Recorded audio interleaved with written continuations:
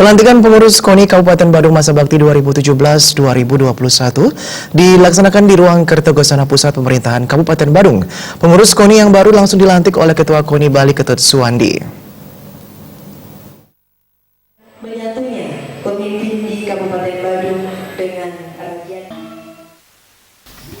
Pelantikan pengurus KONI Kabupaten Badung Masa Bakti 2017-2021 tersebut dilaksanakan untuk menggantikan kepengurusan yang lama. Sementara Ketua KONI Badung dalam sambutannya mengatakan, pengembangan olahraga harus didasari persatuan dan kesatuan.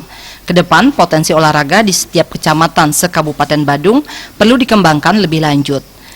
Dukungan pemerintah Kabupaten Badung juga sangat diharapkan melalui membangun sarana olahraga yang belum dimiliki oleh Kabupaten Badung. Kedepan, masukan-masukan dari berbagai pihak terkait sangat diharapkan dalam pengembangan olahraga di Kabupaten Badung, terlebih menjelang kegiatan Porprov Bali yang akan dilaksanakan di Kabupaten Badung dan menghadapi PON ke depan.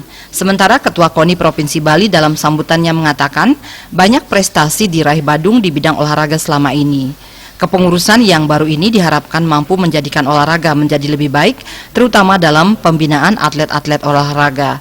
Badung sebagai daerah pariwisata ke depan perlu mengembangkan sport tourism yang nantinya bisa mendatangkan keuntungan bagi Badung. Ada hal yang perlu kita masukkan, yaitu sport science.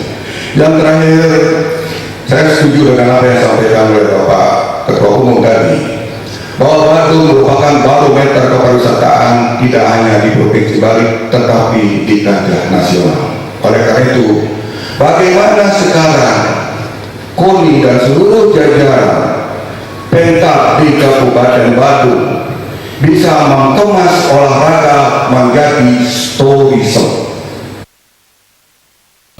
Sementara Bupati Badung Giri Praste dalam sambutannya mengatakan, diharapkan sinergi terbangun antara KONI Badung dan pemerintahan Kabupaten Badung dalam pengembangan bidang olahraga. Pemerintah Kabupaten Badung akan mendukung program KONI Badung dalam penyediaan sarana prasarana olahraga.